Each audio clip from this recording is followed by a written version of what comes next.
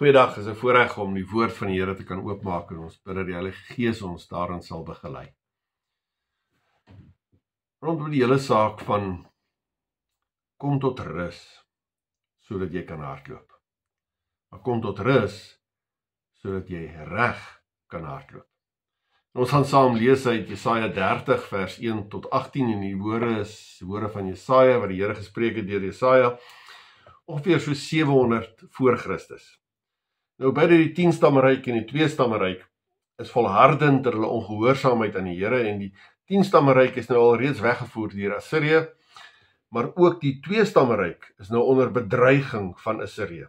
En nou maak hulle allerhande planne om uit die moeilikheid te kom en hulle gaan soek eerder by Egipte hulp in plaas van by God. Lees Jesaja 30 vanaf vers 1. Elende wag vir die rebelse mense wat planne uitvoer wat nie van my afkom nie, sê die Here. Die wat verdrae sluit wat nie volgens my wil is nie, en so sonde op sonde stapel. Hulle gaan af na Egipte toe sonder om my te raadpleeg. Hulle gaan soek steun by die mag van Farao. Hulle wil beskerming by Egipte hê. Hulle soek weer hulle eie oplossings. Hulle met hulle eie mag en krag en wheel and deal wil hulle iemand kry wat hulle kan help. Maar vers 3 sê, maar hulle sal teleurgesteld staan met die Farao se mag en al. Die beskerming deur Egipte sal hulle niks baat nie. Die leiers van Juda is al in Soan. Sy boodskappers het al in Ganes aangekom. Maar hulle sal almal teleurgestel word deur die volk wat nie kan help nie, wat nie bystand kan verleen nie, maar wat skande en vernedering bring. 'n Uitspraak van die Here oor die diere in die Synland. Dit gaan eintlik maar oor hierdie karavaan van diere wat hulle na Egipte toe stuur. Die gesante van Juda bring hulle ryk geskenke, hulle skatte op die rye van hulle donkies en hulle kamele. Hulle bring dit deur 'n gebied vol gevaar en angs waar leeu's en slange boer en waar drake rondvlieg. Hulle bring dit na 'n volk toe wat nie kan help nie. Egipte is niks. Sy hulp beteken niks. Ek noem hom Raab, die een wat niks kan doen nie. Gaan skryf dit nou op waar Juda by is. Teken dit aan dat dit altyd teen hulle kan getuig in die dae wat kom. Hulle is 'n weerbarstige volk. Hulle is mense wat lieg en wat weier om te luister na die wil van die Here. Hulle sê vir die sieners, moenie gesigte sien nie. Hulle sê vir die wat gesigte sien, moenie gesigte sien oor wat ons moet doen nie. Vlei ons liewer, sien liewer dinge wat ons mislei. Gee pad voor ons, moenie voor ons kom staan nie. Laat die Heilige van Israel uit ons teenwoordigheid verdwyn. Ongelooflike woorde van opstand van die volk. In vers 12, so sê die Heilige van Israel, julle het my waarskuwing verwerp. Julle het julle vertrou gestel in geweld en bedrog en daarop gesteun. Daarom word hierdie sonde vir julle 'n hoë stuk muur wat oorhang en dreig om te val en dan skielik onverwags in mekaar stort. In stukke spat, soos 'n groot kleipot wat mee 'n doonloos fyn geslaan word, sodat daar onder al sy skerwe nie een oor is om jy kool uit 'n vuurmaakplek te krap of water uit 'n opgaarput te skep nie. Die Here het hulle gewaarsku en die Here sê juis hierdie oordeel is oor julle lewe, juis omdat julle die waarskuwing, die raad van God verwerp en nie wil hoor wat God sê. En binne hierdie omstandighede, hierdie ding wat geskep word binne die omstandighede waar hulle teen God rebelleer, waar hulle eintlik nie wil luister nie, en waar God ook die oordeel eintlik aankondig, dan kom daar hierdie vers, in vers 15, ons teksverse. So sê die Here my God, die Heilige van Israel, gesê. As julle bekeer en tot rus kom, sal julle gered word. Julle krag lê in stil wees en vertrou hê. Maar dit wou julle nie. Julle het gesê, nee, ons sal op perde wegjag, ons sal vinnige perde kry, maar weer eens eie pogings, eie planne, eie krag. Dan sal julle vlug, maar die agtervolgers sal vinniger wees. 1000 van julle sal vlug as een julle bedreig, en as 5 julle bedreig, sal julle aanhou vlug, totdat die paar wat van julle oorbly, soos 'n eensame vlagpaal op 'n berg, soos 'n enkel vaandel op 'n heuwel sal wees. En dan so in teenstelling met dit alles, is hierdie vers in vers 18. Tog is die Here gretig om julle genadig te wees, en wil hy hom oor julle ontferm. Die Here is 'n God wat reg laat geskied, en dit gaan goed met elkeen wat op hom vertrou. Die ou vertaling vertaal dit ook om te sê, hy sal ongeduldig wag om julle genadig te wees. Dis die hart van die Vader, steeds genade. En dis wat die Here vir die volk sê, binne hulle omstandighede, binne hulle unieke omstandighede waar hulle moeilike omstandighede beleef en dan gaan hulp soek by 'n vreemde plek wat nie by God is nie. En dan kom die Here met hierdie woorde van kom tot rus, word stil, keer terug. Daarin lê julle redding en julle krag. En ons het ons eie omstandighede. Ons het ons eie dinge wat met ons gebeur. En wat sê die Here deur hierdie gedeelte ook vir ons? Ek en jy moet voluit lewe. Ons moet hardloop. Maar ons moet vanuit 'n heelheid, 'n volheid en vanuit rus hardloop. Ons kan inderdaad baie besig wees met ons eie uitdagings, met ons eie dinge wat ons moet doen, maar dit moet wees vanuit 'n volheid, 'n oorvloed, 'n rus en 'n rustigheid vanuit God. Nie paniekerig skarrel en probeer uittap uit ons lewe waar daar niks meer oor is nie. Nie skarrel om iets te bereik of iets om te vervul, nie skarrel om iets te bereik om iets te vervul nie, maar oorloop omdat ek reeds in God vervul is. Nie borrels pomp omdat die tank eintlik leeg is nie, maar eerder strome van lewende water wat uitborrel vanuit 'n lewe wat vervul en vol is in die Here. Ja, ons word moeg, maar nie moedeloos nie. Moedeloosheid maak ons lam. Moedeloosheid laat jou visie verloor. Dit laat jou worstelend leef. Ons moet voortdurend rus, sodat ons nuwe krag kry, nuwe visie, en ons het dit ook nodig.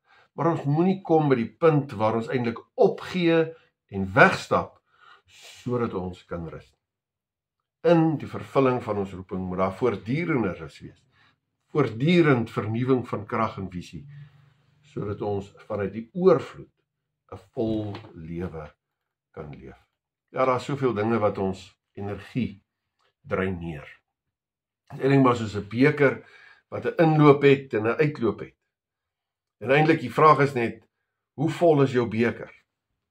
Die lewe vra inderdaad baie, en dis miskien oukei. Dis eintlik oukei as die lewe baie vra, solank die inloop in jou beker groter is as die uitloop.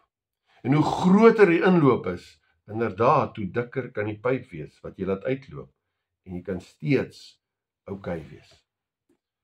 Maar waar staan ek en jy met dit? Want daar is baie keer soveel dinge wat gaatjies maak in hierdie beker met lewensenergie. Wat gaatjies maak en wat die kapasiteit energie laat uitlek, wat dit steel. Ja, eintlik as jy nie weet wie jy is nie, dan gaan jy alles vir almal wil probeer wees. En dit tap jou beker leeg. Dit maak gaatjies in jou beker. As jy dink jy moet alles doen wat op jou afstorm en alles doen wat almal van jou vra, dan slaan jy gate in jou eie bekerkapasiteit.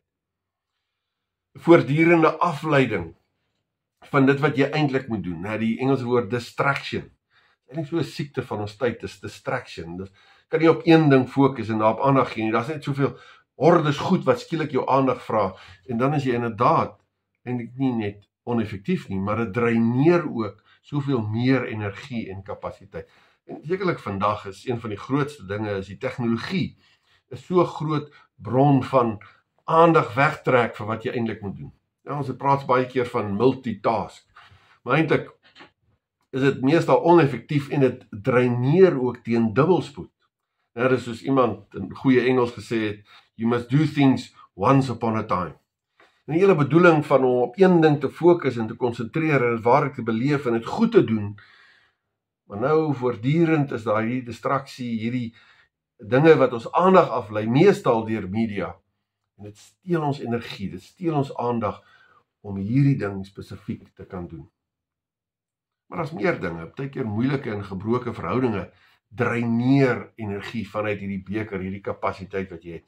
En as ek nie werk aan om gesonde verhoudinge te hê, dan steel dit kapasiteit om hierdie gebroke verhoudinge te probeer in stand te hou.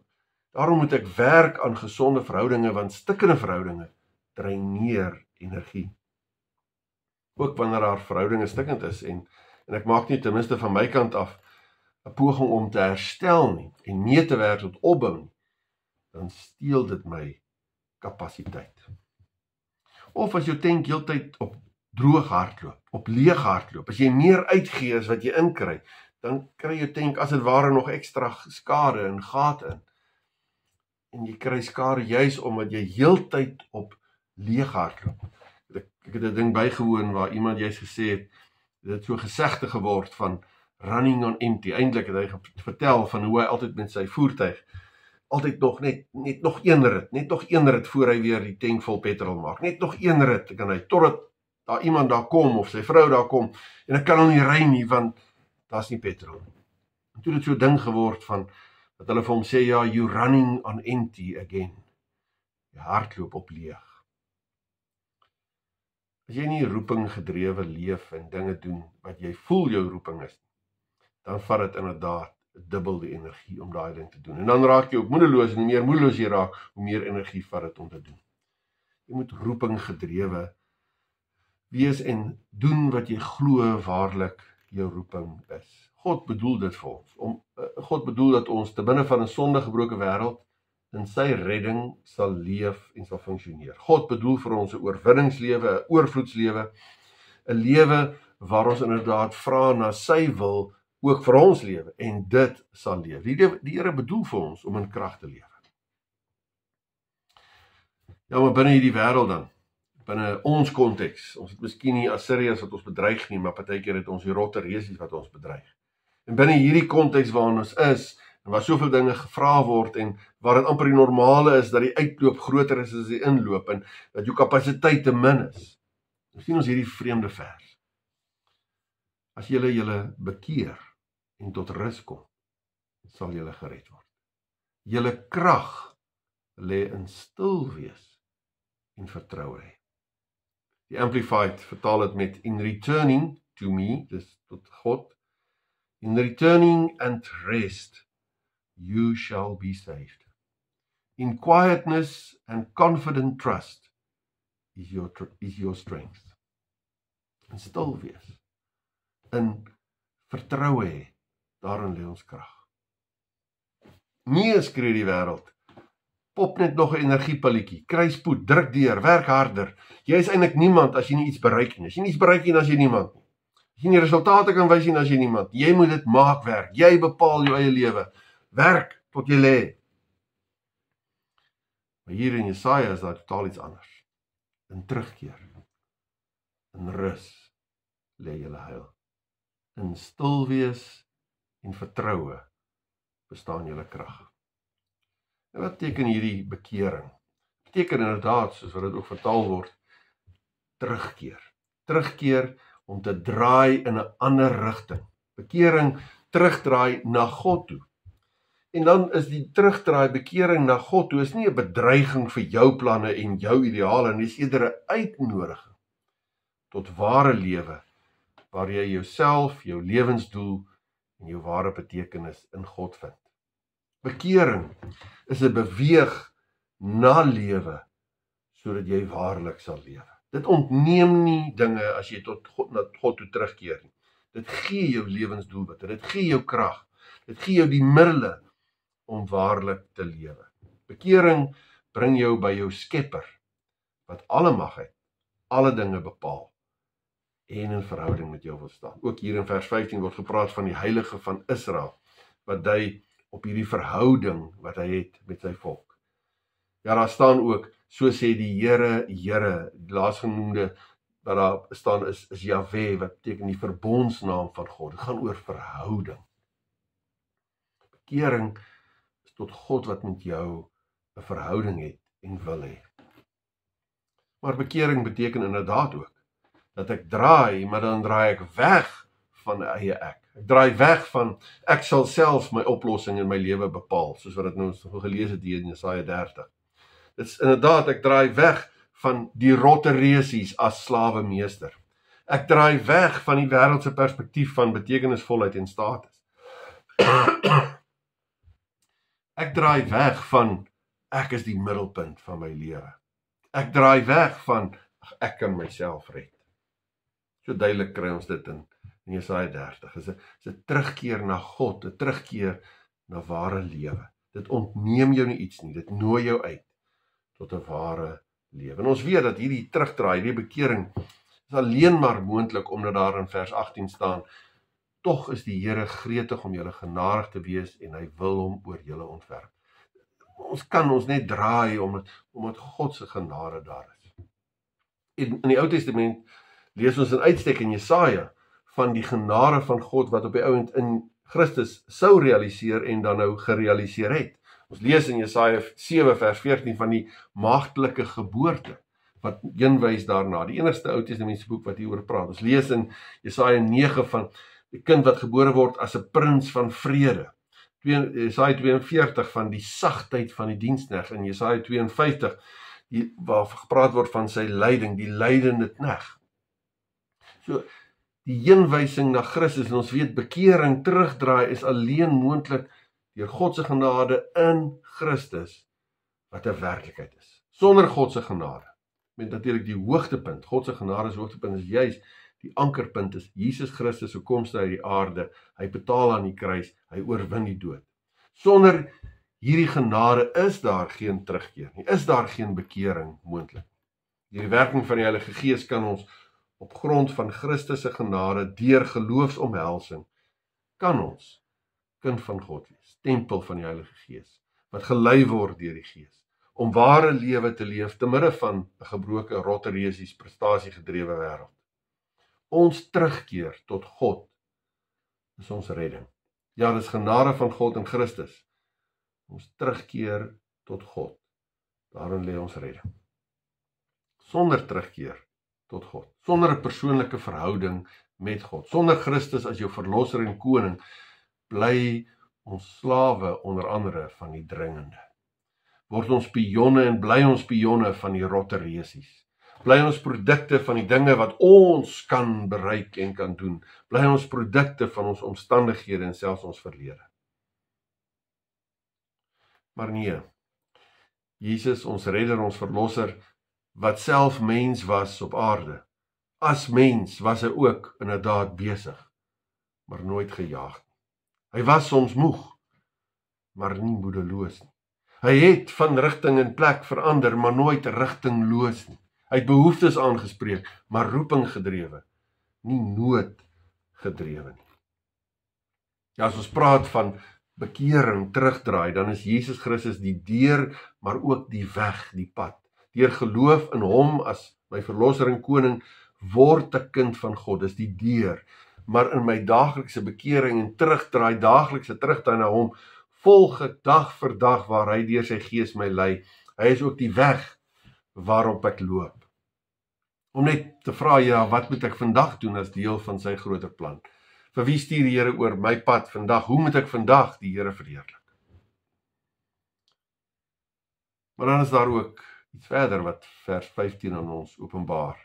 Ons redding lê nie net in die terugkeer nie, maar hy lê in rus. In terugkeer en rus lê julle heil, soos die ou vertaling het tog vertaal. Plek van rus. Die woord se betekenis oorvleuel met stil wees. Dat is so in stryd met die, wat ook verder in die hoofstuk of in die hoofstuk verder beskryf word, is in stryd met hierdie paniekerigheid, hierdie angstigheid, hierdie gejaagdheid, waarmee die volk van die Here eintlik oplossings probeer soek. Nie, inteendeel. Matteus 11 vers 28 sê die Here, kom na my toe, almal wat uitgeput en oorlaai is, en ek sal julle rus gee. Jy hoef nie iets te bereik nie. Christus het alles reeds vir jou bereik. Jy kan leef en jou roeping vervul vanuit 'n rus, vanuit 'n verhouding wat jy reeds in Christus het. En vanuit die rus, vanuit my identiteit, kan ek doen wat ek kan met wat ek het en die omstandighede wat ek is, tot eer van God.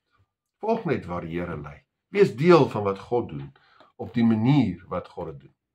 Iemand het gesê, don't run out of God's headlights. Moenie verder hardloop as wat God die lig voorgee. Bly daar waar hy vir jou wys wat jy dinge moet doen. Ook wag op die Here. Nou, so duidelik kry baie dele in die Bybel op Psalm 130, 131 ook. Wag op die Here is nie passief en niks doen nie, maar is eerder 'n vaste sekerheid dat alles onder beheer is en dat ek beweeg en doen soos wat God my lei as sy kind op sy tyd en manier vanuit die rus wat ek reeds het in Christus. En hierdie tot rus kom wat in vers 15 staan. Dis inderdaad, as ek net gesê het, so in kontras met die gejaag en die weghardloop in vers 16 en die paniekerige planne maak wat in die eerste 7 verse van hierdie hoofstuk beskryf word. Nee, God hou jou vas in alle omstandighede. Kom tot rus. Jou redding lê in tot rus kom.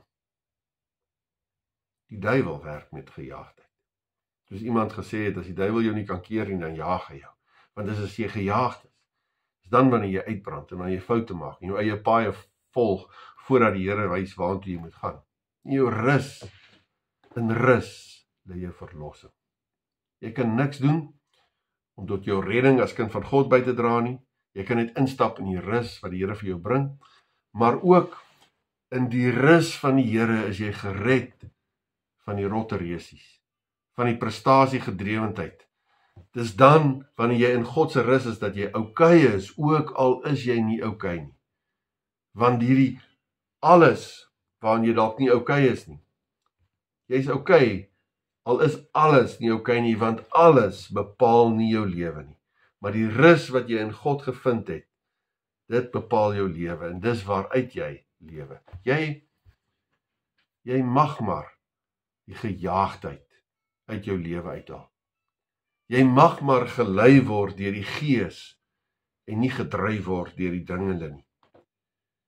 Jy mag maar leef in rus en vanuit rus. Ja, miskien gaan die wêreld tog nie stil staan as jy vir 'n oomblik tot stilstand kom nie. Dis die verdere openbaring hier in vers 15 noem. Stil wees en vertroue is julle krag, of julle krag lê in stil wees en vertroue. Stil wees is om ongesteerd te wees. As die Israeliete voor die Rooi See staan en die Egiptenare is agter hulle, dan kom die opdrag in Eksodus 14 vers 14. Die Here sal vir julle stry en julle moet stil wees. Die woord het die betekenis het ook die betekenis van kalm wees en in vrede wees. Stil wees omdat jy oorweldig is en weet hoe groot God is en dat hy alles in sy hande het. Sagaria 2 vers 13 sê ook, wees stil voor die Here al wat leef, hy kom uit sy heilige woning tevoorskyn. Ons is stil, en ons kan stil wees, want God is in beheer, God is almagtig. Daar is in hierdie stil wees, dat ons God duideliker raak sien, en minder die omstandighede en die probleme en die gejaag. Maar stil word en in stilte wees is iets wat in ons tyd en in ons samelewing bedreig word. Ons het amper verleer om stil te wees. Ons raak amper verboureerd as daar skielik 'n oomblik stilte is. Ons weet nie wat om daarmee te maak. Maar die Bybel wys ons wat om daarmee te maak. Om stil weer wees voor die Here. In stil afwagting, in verwagting van wat die Here gaan doen. Stil wees omdat ek al hoe meer bewus is van God, en stil wees sodat ek al hoe meer bewus is van God. Stil wees bring my weer tot rus. Dit laat my fokus op God. Stil word bring weer hierdie gefladder van my skarrelende denke tot rus. Stil word is intentioneel. Dit moet geoefen word. Dit moet beplan word. Dit gebeur nie maar net van self. Ons moet beplan om stil te word voor God. Beplan tye om te stop, om tot stilstand te kom. Intentioneel tye te hê waar ek, soos iemand gesê het, the wonderful art of doing nothing. Tye waar ek dit aanleer. Stil wees in die teenwoordigheid van God gee my tyd om te reflekteer op my lewe en wat ek moet leer en wat regtig belangrik is. Iemand het ook gesê, jy leer nie eintlik deur ervaring, jy leer deur jou refleksie op ervaring. Stiltye gee vir my daardie geleentheid om te reflekteer, om te leer, om beter te hoor wat die Here vir my sê. Gejaagdheid weerhou my daarvan om stil te wees. En gebrek aan stil wees, kweek weer gejaagdheid en verkeerde prioriteite. Gejaagdheid weerhou my om nou hier teenwoordig te wees waar ek nou is, om dit werklik te beleef, om iets deegliks te doen en om te leer wat die Here my nou wil leer. Maar dan is daar 'n vierde ding wat hier in vers 15 genoem word. Vertroue. Vertrou God met die lewe. Vertrou God met jou lewe. Vertrou God met jou toekoms, met jou kinders, met jou werk en met jou finansies. Ek en jy moet God vertrou. Ons wil baie keer net wegkom van al die moeilike omstandighede en al die uitdagings, soek net oplossings, maar dalk gaan dit eerder daaroor dat ons in alle omstandighede ene moet groei in ons stil vertroue op God. Ek geloof, so sê die Heidelberg Katekismus Sondag, vraag 21, is kennis en vertroue. Maar ons maak van geloof dat jy net kennis. Gaan we kennis, maar ook vertroue. Vertrou God met jou lewe, met jou kinders, met elke uitdaging wat daar oor jou pad kom. Wat 'n besondere vers wat die Here so aan ons openbaar. In terugkeer en in rus lê julle heil. In stil wees en vertroue bestaan julle krag. Of die nuwe vertaling, as julle julle bekeer en tot rus kom, sal julle gered word. Julle krag lê in stil wees en vertroue. Maar weet jy, nou is daar iets so ongeloofliks hier in vers 15 van Jesaja 30, wat alles net skielik so next level toe vat. Want dit gaan nie maar net oor stil wees en vertroue hê en rus en terugkeer. Daar word 'n rede gegee hier in vers 15, hoekom ons kan vertrou en hoekom ons kan stil wees. Hoekom ons kan terugkeer en tot rus kom en rus vind. Daar's 'n rede waarom dit krag en redding gee. Daar was 'n rede gegee waarom stil word, rus, terugkeer, vertroue nie maar bloot onbereikbare ideaal is of net 'n formule is vir iets beters en 'n groter lewe nie. Daar's 'n rede. En daai rede kry ons aan die begin van die vers. Daar staan: so sê die Here, Here, die Heilige van Israel. Die Hebreëse woorde is, so sê Adonai, Jahwe. Adonai is die meervoudsvorm van meester, besitter. Dit dui op die soewereiniteit, die almagtigheid, die gesag van God. Jahwe is die verbondsnaam, hy's Vader. Ek is wat ek is. So ons raak nie maar net sommer stil, vertrou en rus en keer terug nie. Nee. Ons keer terug na Jahwe, Adonai. Ons kom tot rus in die arms van Jahwe, Adonai. Ons vertroue is op Jahwe, Adonai. Ons kan stil word, want ons word stil in die teenwoordigheid van Jahwe, Adonai. Ja, ook hierdie beskrywing wat daar staan, die Heilige van Israel, dui daarop dat hy is gans anders. Hy is God, nie menslik nie, hy is nie onderworpe aan hierdie menslike wêreld nie, en tog die verbintenis van Israel, sy volk, sy kinders. Hy is hulle God. Met ander woorde, dis nie 'n leë stil word nie. Dis nie 'n blindelingse vertroue nie. Dis nie 'n rus wat deur omstandighede bepaal word nie. God is die waarborg, die inhoud, die sekerheid van ons stil word, vertroue en rus. Ek word nie gedryf deur die rotte resies, deur prestasie, oorweldigende gejaag en alles nie. Ek word gelei deur Jahwe Adonai, in wie ek rus en verlossing gevind het. Ek vertrou hom met my lewe.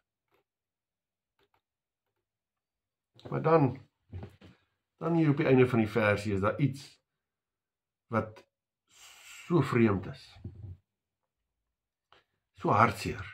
Want daar staan, maar julle wou nie, en het gesê, nee, maar op perde sal ons vlieg. Die tweestamryk, Juda het gesê, nee, ons sal self wegkom van die aanvalle. Ons sal regkom, ons sal beheer. Ons kan ook sê, ja, ekskuus. Ons kan ook sê, ja, ek sal eerder self die rotteresies aanvat. Ander mense se agenda vir my lewe leef. Ek sal self beheer neem, ek sal self oplossings soek, ek sal self dinge laat werk. Mag God ons daarvan bewaar, dat daar nie oor ons gesê word, maar julle wou nie. As die Here hierdie openbaring gee van rus, in terugkeer, in stil wees, in vertrou op my, is daar lewe en krag. Mag ons daarby van bewaar word, dat oor ons gesê word, maar julle wou nie. Ek en jy is deeltjie, het 'n deeltjie en 'n medewerker in God se plan. Ons mag in God se arms inhardloop, God wat gretig is om ons genadig te wees, wat hom oor ons wil ontferm, soos vers 18 sê.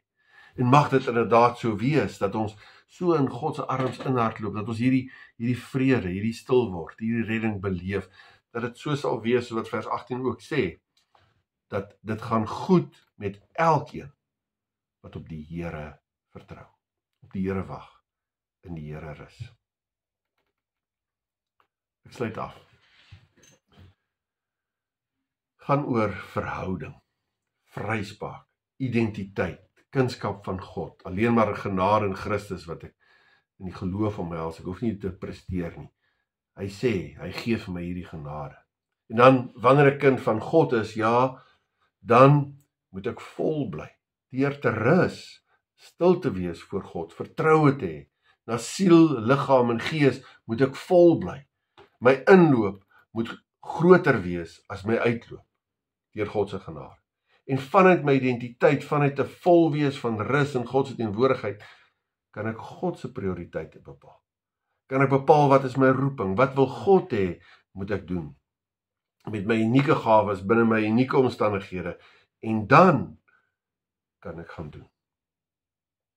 Ek leef vanuit my identiteit, vanuit 'n volheid, in God, met rus, stil word, bepaal voor hom prioriteite, en gaan doen dan. Die wêreld sê, dis andersom. Die wêreld sê, werk.